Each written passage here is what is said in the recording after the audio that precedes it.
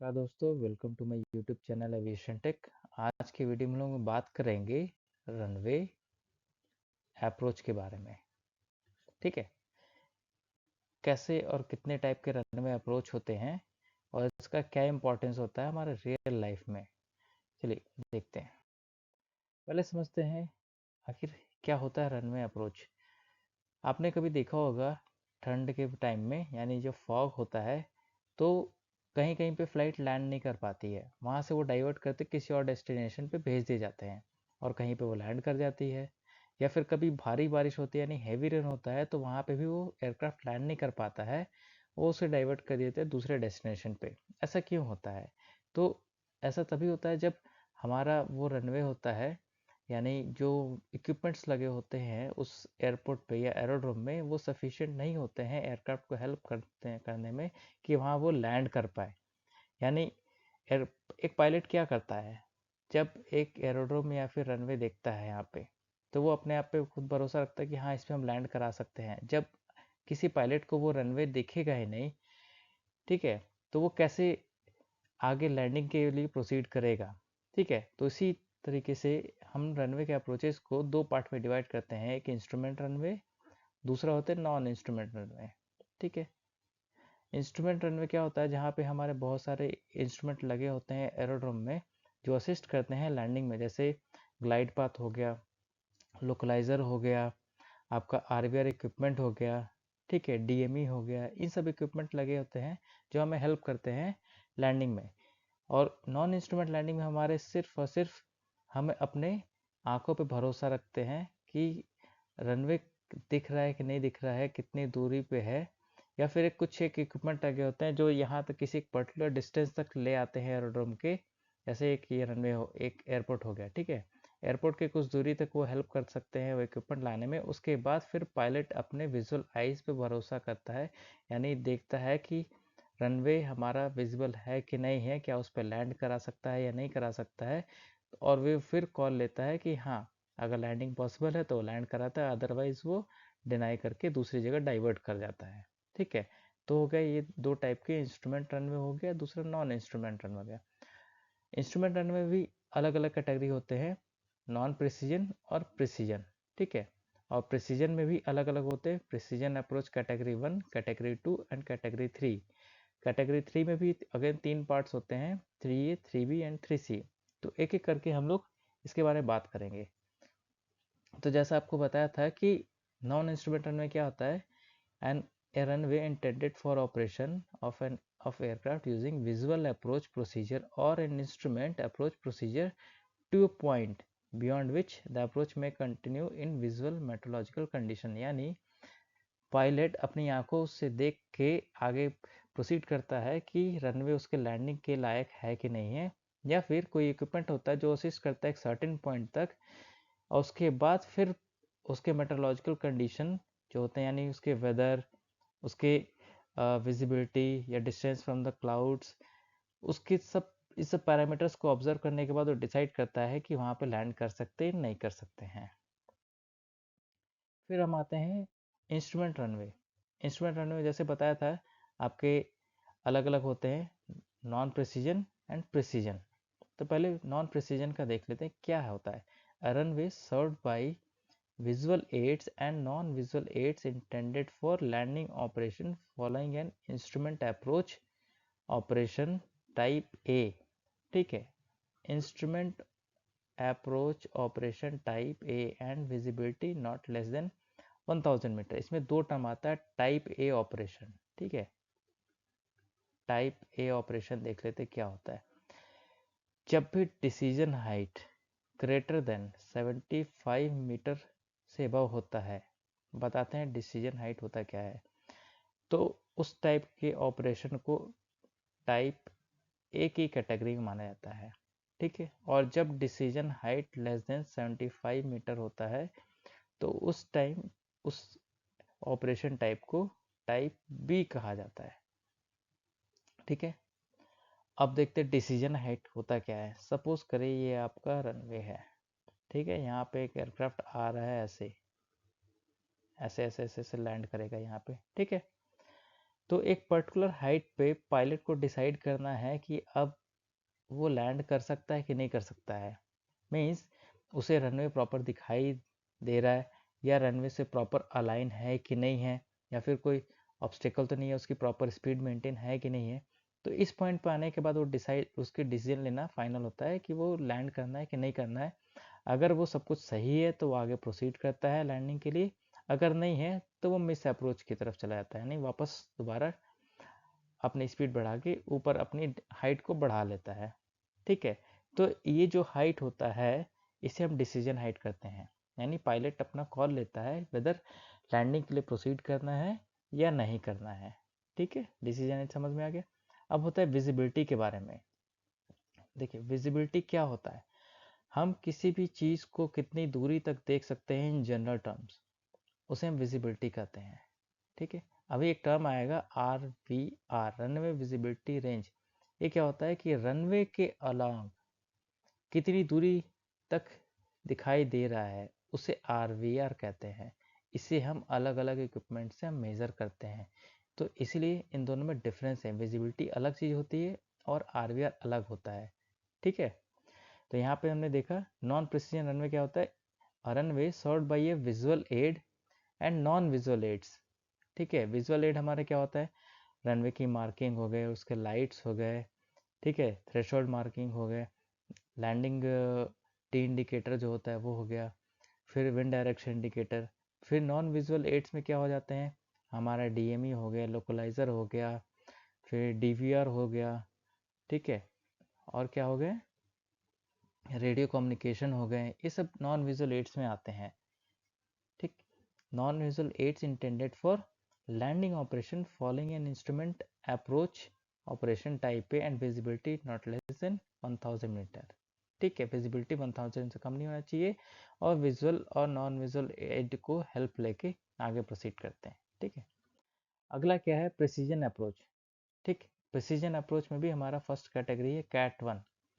इसको देखते हैं क्या है ये। A runway served by visual aids and non visual ads. जैसे अभी बताया था विजुअल एड क्या क्या होते हैं जिसे हम देख पाते हैं, थ्रेशोल्ड की मार्किंग हो गई, सेंटर लाइन की मार्किंग हो गई, टचडाउन जोन की मार्किंग हो गई, विंड डायरेक्शन या विंड शॉक हो गया, उसके बाद वो हमारा विजुअल एड हो गया। ठीक है, और भी बहुत सारे नॉन विजुअल एड में रेडियो कम्युनिकेशन हो गया, DME, लोकलाइज़र, ग्लाइड पाथ। ठीक है, इन सब चीज़ों के ये सब नॉन विजुअल एड हमारे हो गए। Intended for landing operations following an instrument approach operation type B. Type B यानी decision height less than 75 metre. ठीक है, with a decision height not lower than 60 meter, यानी 75 से 60 मीटर के बीच का डिसीजन हाइट होगा इसका। ठीक है, and either a visibility not less than 600 metre और a RVR runway visual range not less than 550 metre, यानी RVR जो होगा 550 से कम नहीं होना चाहिए। ठीक है, और डिसीजन हाइट 75 से 60 के बीच में होना चाहिए। तब उस केस में इस अप्रोच को हम लोग क्या करते हैं, कैटेगरी 1। ठीक है, कैटेगरी 1 के अप्रोच में भी हमारे बहुत सारे लाइटिंग्स होते हैं, अलग अलग टाइप्स के लाइट होते हैं अप्रोच में, उसके बारे में भी हम अगले वीडियो में बात करेंगे। तो ये था प्रिसीजन अप्रोच कैटेगरी 1। अगला क्या है, प्रिसीजन अप्रोच कैटेगरी 2। इसमें क्या होता है कि runway served by visual aid and non visual aid intended for landing operation following an instrument approach operation type B. ठीक है, यानी लेस देन 75 मीटर होगा डिसीजन हाइट, यानी कितना से कितना, with a decision heights lower than 60 meter but not lower than 30 meter, means 60 metre से बड़ा होना चाहिए, यानी हाइट 60 मीटर से ग्रेटर देन होना चाहिए, और 30 मीटर के बीच का होना चाहिए। ठीक है, और रनवे विजिबल रेंज कितना होना चाहिए, 330 मीटर से कम नहीं होना चाहिए। ठीक, यहाँ विजिबिलिटी की बात हम लोग नहीं करेंगे, हम सिर्फ रनवे विजिबिलिटी रेंज की बात करेंगे, यानी RVR, जब हमारी इतनी विजिबिलिटी कम हो जाती है, ठीक है, तो हम आरवीआर के टर्म्स बात करते हैं। आरवीआर क्या होता है? रनवे विजुअल रेंज, यानी ये कोई रनवे है, ठीक है, रनवे के अलॉन्ग में हम बहुत सारे इक्विपमेंट्स लगा के रखते हैं इसकी विजिबिलिटी देखने के लिए कि कितनी दूर तक दिखाई देता है। यहाँ से इक्विपमेंट यहाँ एक लाइट इमिट करता है, तो यहाँ के जितने अगर फॉग है या स्मॉग है या फिर कोई पॉल्यूशन को देख के उसके यहाँ से लाइट इमिट करता है, और ये रिसीवर एंड होता है। ये दोनों इंस्ट्रूमेंट इस तरीके से काम करते हैं कि एक सिग्नल भेजता है, दूसरा रिसीव करता है, और इस बेसिस पे कितना सिग्नल रिसीव हुआ है इन दोनों के कैलिब्रेशन करने के बाद एक रेंज बताया जाता है, जिसे हम लोग आरवीआर कहते हैं। तो वो आरवीआर जो होना चाहिए 330 से कम नहीं होना चाहिए। तो ये किस टाइप का अप्रोच हो जाएगा? फिर ये आपका कैटेगरी 2 का, ठीक है। नेक्स्ट आता है कैटेगरी 3। कैटेगरी 3 में भी 3 टाइप के हो जाते हैं, 3A, 3B and 3C। 3A में क्या होता है? Intended for operation with decision height. इसमें भी टाइप बी टाइप का ऑपरेशन होगा, यानी decision height less than 75 metre, ठीक है, लेकिन डिसेंट कहाँ से कहाँ तक होगा? 30 मीटर से कम होगा, ठीक है। But RVR should not be less than 175 meter, decision height should be less than 30 meter and RVR should not be less than 175 metre से कम नहीं होना चाहिए, ठीक है। फिर इंटेंडेड दूसरा क्या है? कैटेगरी 3B का, जब डिसीजन हाइट 15 मीटर से कम होगा तब,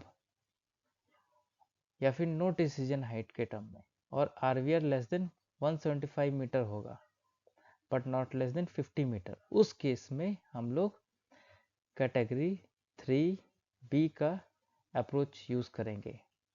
कैटेगरी 3B का अप्रोच होता क्या है कि जब आप, ये रनवे हो गया, ठीक है, तो रनवे की अप्रोच जो होता है ना, यहाँ से अप्रोच करता है लैंडिंग के लिए, तो हमें रनवे दिखना चाहिए कि हाँ यहीं पे रनवे है, यहाँ पे थ्रेशोल्ड है। उसको बताने के लिए पीछे हम लोग अप्रोच पाथ पे हम लोग बहुत सारे लाइट्स लगाते हैं। तो ये लाइट्स क्या करते हैं? हमें असिस्ट करते हैं कि हाँ आगे रनवे है और कितनी विजिबिलिटी है, इसके लाइट्स की इंटेंसिटी और उसके किस तरह का पैटर्न बना के यहाँ पे दिया गया है, उस पर डिसाइड करता है कि कौन सा कैटेगरी का अप्रोच है ये, ठीक है। 3C में जैसे देखेगा आपने, 3C में कि इसमें कोई डिसीजन हाइट नहीं होता है, कोई आरवीआर का लिमिटेशन नहीं होता है, यानी ये ऑटो पायलट टाइप की लैंडिंग हो जाती है, ठीक है। इसमें क्या होता है? 3C में आपको कोई भी डिसीजन हाइट, कोई भी आपका आरवीआर का लिमिटेशन नहीं होता है, ऑटो पायलट में लगा दिए, ये अपने ऑटोमेटिक आके यहाँ पर टच डाउन करके लैंड करके स्पीड स्लो डाउन करके फिर उसके बाद टैक्सी आउट करके पायलट इसको लेके चला जाएगा, एक पर्टिकुलर स्पीड तक इसको ले आ जाएगा ऑटो पायलट, और उसके बाद फिर मैनुअली इसको फिर टैक्सी आउट किया जाएगा, ठीक है। तो ये जो अप्रोचेज हैं, इस अभी तो आपने देखा 3A, 3B, 3C, फिर कैटेगरी 1 एंड 2 के बारे में। अगले वीडियो में हम लोग बात करेंगे कैटेगरी 1, 2, 3A, 3B, 3C यानी और सिंपल अप्रोच लाइट्स के बारे में, ठीक है। तो ये जो आपने रनवे के अप्रोचेस देखे हैं, ये सब डिपेंड करते हैं कि हमारा अप्रोच पाथ में लाइट्स कैसे हैं, ठीक। उसी से हमारा आरवीआर डिसाइड हो जाता है, कैसा हमारा कितना आरवीआर रहता है, और पायलट डिसाइड करता है कि हमें आप लैंड कर सकते हैं कि नहीं कर सकते हैं। तो ये था हमारा आज का वीडियो, ये था आपका रनवे के अप्रोच के बारे में वीडियो। इस वीडियो में आपने देखा instrument runway, non instrument runway. Instrument runway में भी आपने देखा precision approach, non precision approach. Precision approach पे देखा 3 टाइप के होते हैं, कैटेगरी 1, 2, 3। 3 में भी आपने देखा 3A, 3B, 3C, ठीक है। अगले वीडियो में हम लोग बात करेंगे इन्हीं के लाइट्स के बारे में, इनके अप्रोच के लाइट्स के बारे में, कैसा हमारा लाइट्स का डिस्ट्रीब्यूशन होता है, कितने डिस्टेंस तक हम लाइट लगाते हैं अप्रोच पाथ में कि लैंडिंग हमारी इजी रहे। तो वीडियो अच्छा लगे तो वीडियो को लाइक करिए, चैनल को सब्सक्राइब करिए। Thank you.